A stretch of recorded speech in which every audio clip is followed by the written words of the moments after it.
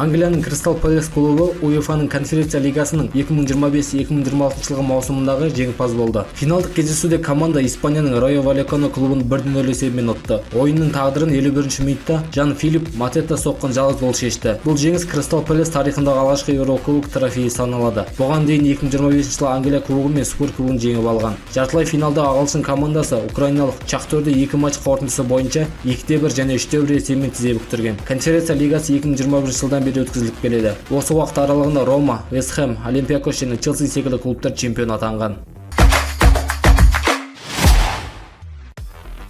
Қазақстан премьер-лигасында Павлодардың Ертіс командасы Жезқазғанның Ұлытауымен тең түсті. Бұл Ертістің қатарынан 3-ші тең нәтижесі болды. Ойын барысында есепті 29-ші минутта Ұлытау сапынан Ариагнер Смит ашты. Ал 75-ші минутта Ертіс ойыншысы Владислав Климович таразы басын теңестірді. Кездесу 1-1 есебімен аяқталды. Осы нәтижеден кейін Ертіс 9 ұпаймен турнир кестесінде 13-ші орында тұр. Ұлытау болса 19 ұпай жинап 5-ші орынға көтерілді. Сонымен қатар тағы да бір ойында Алтай мен Астана 0-0 есебімен тең түсті. Ал келесі турда бірнеше кездесу өткізу жоспарланған.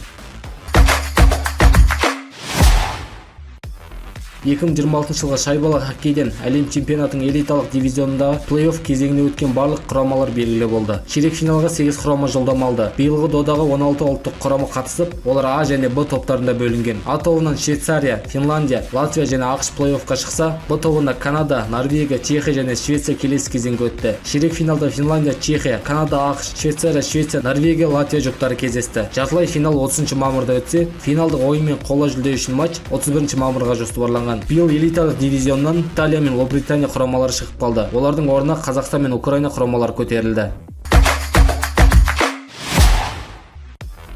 Тараз қаласындағы Жақсылық Үшкемпіров атындағы Тараз Арена спорт сарайында қазақ күресінен Қазақстан барысы республикалық турнирдің Жамбыл облыстық іріктеу кезеңі өтті. Жарыс даңқты палуан Жақсылық Үшкемпіровтің 75 жылдығына орай ұйымдастырылды. Бұл дода ұлттық спортты дамытуға, қазақ күресін кеңінен насихаттауға және өңірдегі үздік палуандарды анықтауға бағытталды. Іріктеу жарысына Жамбыл облысының барлық аудандарынан және Тараз қаласынан келген спортшылар қатысты. Жарыс қорытындысы бойынша Қазақстан барысы республикалық турниріне Жамбыл облысынан Қырықбай Әлімжан мен Федоров Даниял жолдама алды.